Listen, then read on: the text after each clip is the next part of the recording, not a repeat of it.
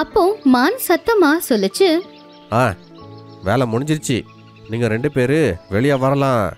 அப்படி அது சொன்னதும் குகைக்குள்ள இருந்து கரடியும் சிங்கி குள்ளநரியும் வெளியே வந்தாங்க. அட சிங்கி, உனக்கு ஒன்றும் ஆகலையா? அப்புறம் இந்த காலுபாலு உங்க கூடயே இருக்காங்களா?